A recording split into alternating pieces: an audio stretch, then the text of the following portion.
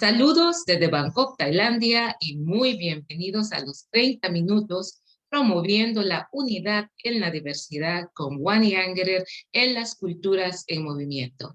Les saludamos el día domingo, Día de las Madres en el mundo, y el día 7, sábado, en Colombia, con nuestro invitado, que por cierto es el número 252 de esta serie Alimentando las Bibliotecas Virtuales, donde changemakers, lo que llamamos agentes de cambio, cuentan sus historias, cómo están impactando el mundo y de qué manera este trabajo también ha transformado su forma de ver la vida. Así es que, sin tomar más tiempo, vamos a darle la más cordial bienvenida a César López, el creador de la escopetarra, quien es embajador de buena voluntad y de la paz de Naciones Unidas y también juega un papel importante enviando mensajes de resiliencia a través de Amnistía Internacional y muchísimas otras organizaciones que trabajan en pos de la paz, la unidad, la reconciliación y el reconocimiento de los seres humanos como una comunidad global. Así es que, bienvenido César, ¿cómo estás? Hola, un abrazote gigante. Hace mucho tiempo que queríamos encontrarnos. Yo creo que este es un encuentro muy aplazado hasta que finalmente mira que hoy es el momento de interactuar, de contarnos la vida. Y son días también de mucha reflexión para mí por estos lares. Entonces, seguramente este es un espacio donde voy a poder depositar como una terapia todas las cosas que están pasando en Colombia, pero además que me están pasando a mí en relación a la búsqueda del sentido de las artes y el papel que tienen las artes en el país.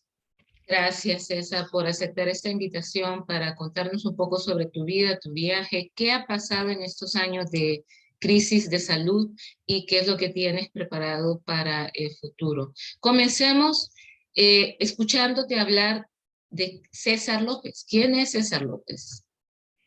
Bueno, yo soy un músico, compositor, toco la guitarra y toco el piano, compongo en esos dos instrumentos y mi trabajo desde hace ya varias décadas ha sido investigar y aplicar eh,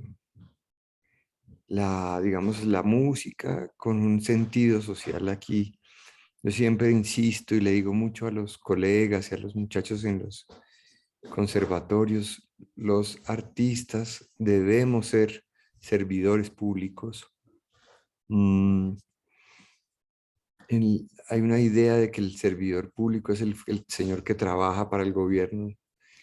No, nosotros nos debemos dedicar a servirle al público. Y lástima porque esta cultura le ha dado la vuelta a eso, entonces se sirven de su público. Compra mi disco, ve a mi concierto, descarga mi canción. Todo esto para servirse de su público. Entonces, soy una persona dedicada a investigar, a escuchar, a tratar de entender, a hacerme preguntas. Y por eso mi carrera musical hoy en día es un ejercicio de permanente contacto con las comunidades, viajar por, por municipios, corregimientos, entrar de pronto a conversar con los muchachos en las cárceles. Esa es como sobre todo mi labor y amante de la música profundamente. Amo, dignifico, honro mi profesión cada día de la vida porque es un regalo maravilloso. César, cuéntanos un poco de la idea de crear un instrumento musical con la base de un arma. O sea, tú eres una persona que está constantemente hablando sobre la paz como una acción, no como la paz y una teoría. Cuéntanos de la escopetarra un poco. Vamos a poner una de Me las encanta. imágenes acá para que les puedas comentar. Me encantó eso que dijiste. Pensarse la paz como una acción y no como un concepto. eh, y habitarla, vivirla y ponerla en práctica. Hacer la paz es una forma de vida, hacer la paz cotidianamente. Pues yo estaba desde hace muchos años, era el año 2000, y mi intención primordial era acompañar a las víctimas de la violencia en Colombia. Y descubrí que la mejor manera de acompañarlas también era atenderlas en momentos de crisis. Y atender a las víctimas en momentos de crisis significaba estar dispuestos en un grupo que pudiera reaccionar rápidamente, moverse por las calles. Y en ese sentido sí supone un cambio, no es el grupo de artistas que está en el escenario, en el estudio, sino es gente que está sintiendo su papel en la música de otra manera y es capaz de aplicarlo en tiempo real, en una situación de crisis, en una calle. Y es entonces cuando creo el Batallón Artístico de Reacción Inmediata. Ese es un colectivo que se crea en el año 2002 con la intención de acompañar en momentos de inmediato cuando estallaba un carro bomba, un atentado, algo que, cierto, que lesionaba a la gente. Mira qué bonito, porque es que estuve en Sarajevo, en Barcelona, conmemorando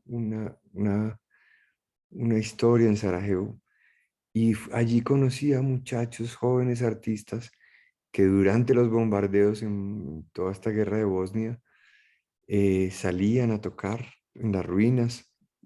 Tenían exactamente el mismo grupo que yo había creado en Colombia, pero y sin conocernos. Ellos estaban allá al otro lado del mundo. O mantenían abierta una galería y decían, eh, es importante mantenerle el arte expuesto a la gente, que la gente pueda, en medio de un momento tan duro, ruinas, bombardeos, sangre, desabastecimiento, entrar a una galería, ver un cuadro, tener una experiencia estética. Y eso me daba pistas para sentir que todos íbamos como en la misma onda de buscar cuáles son esas otras funciones sagradas de la música, esa cosa que nos devuelve a nuestro ser chamánico, sanador, y no solo el del entretenedor, ¿no? Y, y fue en eso donde llegamos a tocar al estallido de un carro bomba en el año 2003 y, y un soldado me impide pasar, me golpea y me rompe mi guitarra con su fusil. Em, y ahí nace la idea primera, ¿no? De qué pasa si yo cojo una ametralladora de estas, y le pongo cuerdas y le pongo, em, perdón, si le pongo cuerdas, le pongo algún sistema de audio. Y comienza la creación de la escopetarra y comienza con ella pues una gran revolución de entender qué significa ese aparato, ¿cierto? ¿A dónde nos lleva ese aparato? Así que la escopetarra es un fusil AK-47, como se ve en la foto, que recogimos de muchachos que habían estado en la guerra en Colombia y se convirtió a través del trabajo de una familia, la familia de Luthiers Paredes, en una guitarra de muy altas especificaciones con la que yo voy haciendo trabajo de campo, entrando a cárceles, tocando con jóvenes y logrando en ellos una reflexión sobre eh, el poder de las artes para transformar la realidad, ¿cierto? Esa misión impresionante que tiene el arte de pintar mundos nuevos donde no existen y cómo la sociedad empieza a seguir eso que los artistas logran pintar. Y así va la escopetarra, un instrumento que ya tiene 20 réplicas en distintos lugares del mundo, en México, en Guatemala, en Argentina, en Brasil, Colombia, en Alemania, en la India, en España, en Francia, en distintos museos y en distintas instituciones que trabajan por la paz. César, mencionaste algo muy importante, cómo el arte y la arte terapéutica de la música juega un papel supremamente importante en la rehabilitación de la sociedad, porque entramos en un espacio de contemplación, como dices tú, o sea, todo tiene que ver con todo y a veces tenemos la tendencia a creer que la violencia va aislada de los procesos de reconstrucción y paz y de también la conciencia del ser. Hablemos un poco del poder terapéutico de la música y no solamente desde el espacio de la salud mental, sino que desde el colectivo. Sí, es muy importante esto que acabas de decir, porque primero pensemos que realmente el ser humano es en un altísimo porcentaje emoción. Sus emociones lo rigen, sus emociones lo orientan, sus emociones eh, lo construyen, lo hacen ser. No son tanto ni los datos, ni las cifras, ni los libros que se lee, ni las ecuaciones que resuelve. Es su capacidad de sentir al otro, de sentir a la otra, de entender el dolor de alguien, de intuir. Entonces, esta construcción del ser eh, tiene una relación directa con las artes. Entonces, ¿pero qué pasa? Que nosotros hemos crecido en unas sociedades que no han estimulado en los procesos de formación, en las escuelas, colegios desde niños, el, el acercamiento a las artes. Las artes han sido siempre una materia de ahí, del final, vocacional, el que quiera, o el que no es muy inteligente para ciertas cosas de las matemáticas, termina tocando una flauta, en fin. Y ese planteamiento erróneo, yo pienso que es uno de los causantes de nuestra guerra. Eh, si nosotros pudiéramos transformar la ecuación y priorizar unos niños y unas niñas que se forman emocionalmente sanos, que toman decisiones compasivas, condescendientes con su manada, primero el resto se puede resolver después, tú puedes aprender después los ríos, las capitales, las ecuaciones, pero esto tan importante debe quedar instalado en ti desde tus primeros años. Y entonces cuando tú llegas a pensar en esa transformación, las artes juegan un papel fundamental. El audiovisual, la pintura, la poesía, la canción, el teatro, por supuesto. Entonces, ¿qué papel juegan las artes? Las artes complejizan al ser humano. Esa es una de las primeras cosas que yo entendí y aprendí.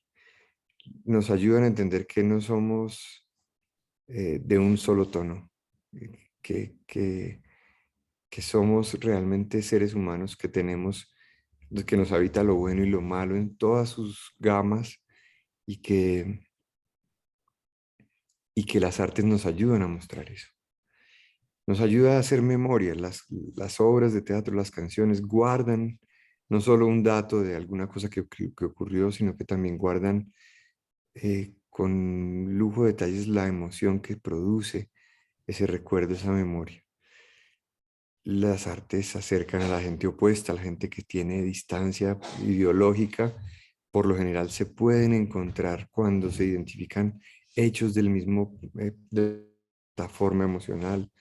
Las artes le devuelven o son fundamentales en la política. Una política que no conecte con la gente desde las emociones y las sentires y las necesidades más profundas. Una política basada en cifras, argumentos, datos, artículos. Es una política que nunca tendrá espacio en el corazón de la gente. Y un político que no haya hecho un trabajo hacia adentro, de elaborar sus emociones, trabajarlas, descubrir cuáles son sus barreras y cuáles son sus potencialidades, eh, pues es un político que no logra conectar y que toma decisiones desde su desconexión. Por eso las artes juegan un papel ahí. Yo diría muchas cosas, pero yo diría que las artes, además de eso, tienen la misionalidad de imaginar lo que no existe todavía, de pintar esos universos a los que queremos llegar. Y lo han pintado muchos grandes pintores en sus cuadros, universos que no existían y que hoy son palpables, o en sus obras, o en su teatro, o en su música. Así que nosotros vamos abriendo caminos. Mm. Entonces es sagrado, es un oficio sagrado, es un oficio demasiado trascendental para el ser humano en comunidad. Y esa es la potencialidad que nosotros tenemos y que defendemos todo el tiempo, es diciéndole a la gente y a las naciones, prioricen la cultura, que en la cultura está la respuesta a sociedades más pacíficas. César, estamos ahora entrando en el tema de la narración oral y de la ancestralidad. Y al mismo tiempo estamos conectando con la cosmovisión de las esferas en el universo, que crean sonidos, que crean música. Y por esa razón no es fortuito que mientras tú en Colombia y alguien en Sarajevo y en otros lugares del mundo están conectados con la misma visión y con la misma energía, ¿verdad? Transformadora y Qué llevándonos de bonito. nuevo a una acción que es la paz. Hablemos un poco de la ancestralidad, que ha sido uno de los ejercicios que has realizado viajando por todos los territorios en Colombia y fuera de Colombia, porque ha sido una tarea global. Cuéntanos un Es, poco. es bellísimo que finalmente, digamos, la razón por la cual yo estoy conectado con esta búsqueda con este intento de elevar el valor de la vida, de construir desde mi oficio una sociedad que priorice lo vivo y encontrar que todas las ciencias sociales, la antropología, todas las religiones, todas las prácticas espirituales y la ancestralidad de nuestras comunidades indígenas tienen como centro y gran pregunta la vida. La vida, el sentido de estar vivos, el por qué, el para qué, el desde cuándo, el, y en otras áreas la vida, pero la vida en qué sentido, ¿cierto? No solo estar vivos por estar vivos, sino estar vivos para qué y en qué condiciones de dignidad. Entonces, mira tú que terminamos siempre llegando al mismo punto y las comunidades indígenas lo pintan en el espiral. Es como debemos ir caminando, y yo quiero pensar que lo estamos haciendo, estamos caminando hacia el origen, hacia la primera pregunta, hacia la regla básica de estar en este mundo, y tal vez si lo logramos, tengamos también sociedades menos violentas. Y mira que ahora que mencionas la espiral, que en Zimbabue, por cierto, le llaman endoro y que tiene muchos nombres en muchas otras culturas, es ese camino que realmente no tiene un fin. O sea, la tarea es seguir andando y no la meta que nos han planteado las sociedades occidentalizadas, que es el objetivo del éxito como una meta final, que no existe, es una utopía. O sea, y eso creo que es lo que lleva a las comunidades ancestrales, originarias, a seguir vivas. Por más que otras culturas quieran suprimirlas y quieran eliminarlas, o pensamientos que son progresistas, porque hablamos de progreso porque van de la mano de la espiral, no pueden acabar, jamás van a acabar, porque termina una generación y la próxima la va a retomar. Y como decías en cierto momento en la conversación, en la memoria colectiva quedan todas esas informaciones que vienen de regreso y que no pueden matarlas, que no pueden eliminarlas, que no pueden destruirlas. Entonces, ahora yo voy a poner las fotos, esas que tenemos de tu concierto de resistencia. Vamos a poner acá, permíteme un segundito.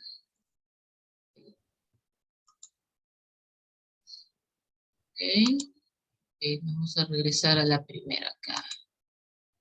Ok, la resistencia. Háblanos de este proyecto que es de los más recientes que tienes. Sí, es de los más recientes y a la vez de los más antiguos, porque llevo muchos años pensando en él. Em, yo Y, viajo permanentemente y en esos viajes encuentro mucha gente que me cuenta historias. Digamos que una de las cosas que más además me interesa es escuchar el relato de primera voz. Y yo siempre escuchaba y escuchaba y escuchaba gente y los escucho con esa sabiduría que solo les ha dado su territorio, pero además las dificultades en el terreno, el paso de los grupos armados por el cuerpo de sus hijas o por ellos mismos, esa realidad em, a mí me inspira muchísimo, ¿no? Y yo encontré que yo quería algún día hacer un homenaje a esos seres humanos que me he encontrado y que hacen resistencia. Entonces empecé a armar una lista. Y dije, yo tengo un repertorio de 15 canciones en el concierto, quiero 15 invitados que vayan subiendo al escenario dentro de cada canción y cuenten quiénes son, de dónde vienen, cuál es su lucha, cuál es su resistencia. Entonces escuchamos cosas bellísimas de mucha gente y, y de eso se trata la resistencia. Es un concierto que honra a esos seres humanos, pero además propone unos escenarios de futuro y además plantea la posibilidad de ver un concierto que tiene unos contenidos densos, importantes para la nación y que aún así puede ser digerible por un público de cualquier edad, que era lo que nos preocupaba también, no solo subirnos a una tarima a hablar de cosas complicadísimas de la vida del país, sino convocar nuevas voces y de eso se trata y eso es lo que hemos hecho. César, aquí también tocas el tema del activismo, que es una palabra que uso muchísimo personalmente por mi aplicación de las artes como catalizador social y también muchos de mis colegas como tú y otros alrededor del mundo, donde el arte es acción comunitaria. Y aquí has creado una serie de eslogans que has tirado al universo para que todos nosotros recordemos y activemos esa memoria colectiva del amor, de la paz, que es parte de la guerra, porque el amor y la guerra es lo mismo. Y aquí tenemos hasta que amemos la vida.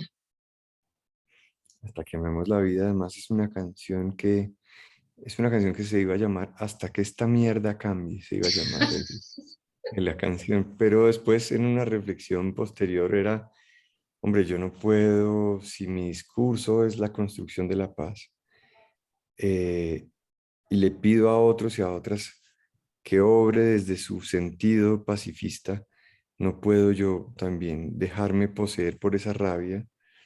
Mm, y entonces decido cambiarlo hacia una propuesta que es hasta que amemos la vida, como si fuera un norte, un ideal al que hay que llegar algún día.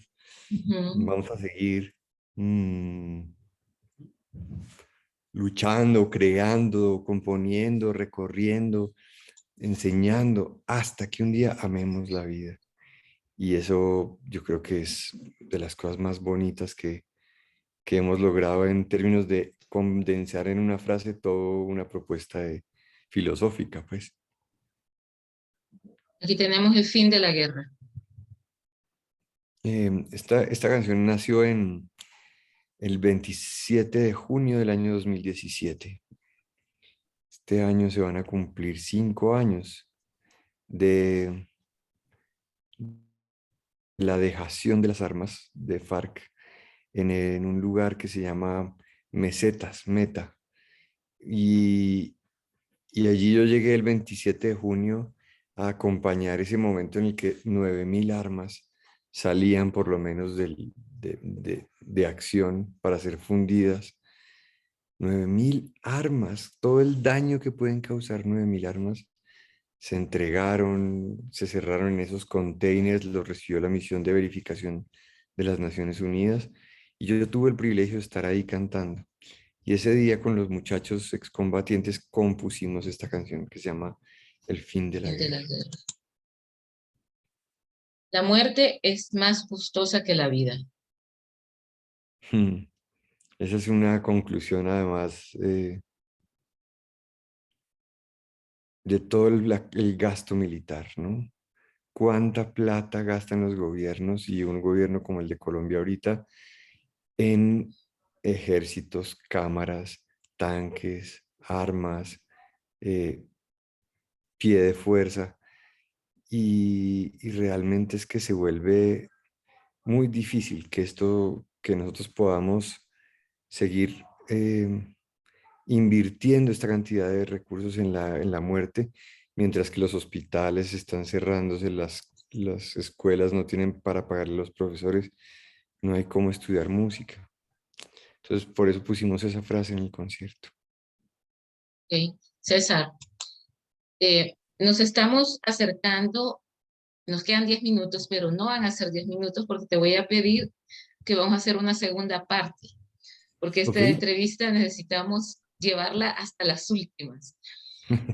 Ahora que estábamos cerrando un poquito los eslogan y la temática de los temas que has compuesto para este espacio de construcción social que es resistencia.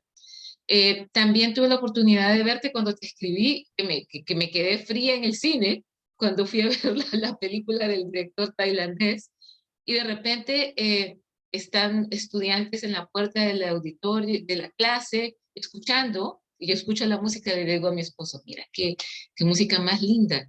Y de repente te veo ahí. Esa fue una experiencia trascendental, César. Qué Mira, proceso tan bonito. sí, qué hermoso. Y creo que esa película, ¿por qué la traigo ahora a la conversación? Porque es ese sueño, es esa utopía, es como decíamos, un director tailandés, una actriz inglesa, un elenco colombiano en Colombia, hablándonos de procesos de paz y de transformación personal y social.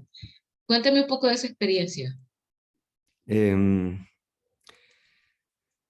a mí me llaman y me dicen, bueno, hay una película, queremos que haga la música.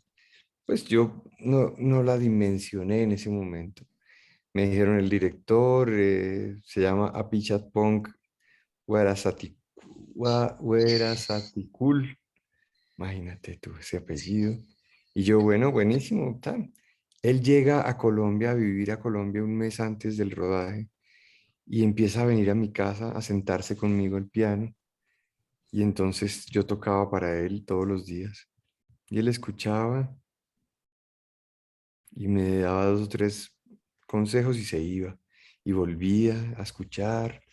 Y así se fue construyendo la música muy lentamente en un ejercicio de buscar, no era un ejercicio de hacer bandas sonoras, ¿sabes?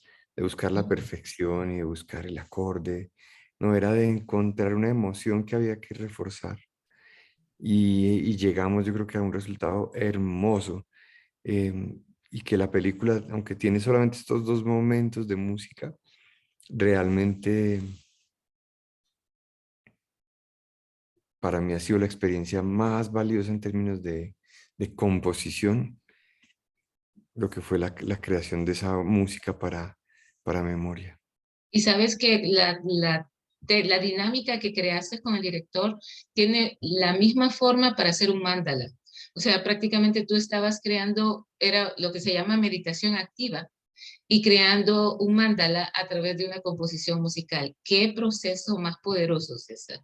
Bellísimo. Yo hace poquito que estuve en España con unos premios que nominaron a la película La Mejor Música Original, yo le decía a una colega, mira, yo no soy creador de bandas sonoras. Hay gente que ha estudiado en Berkeley, es cierto, film scoring y toda la cosa para ser directores de música para cine, en fin.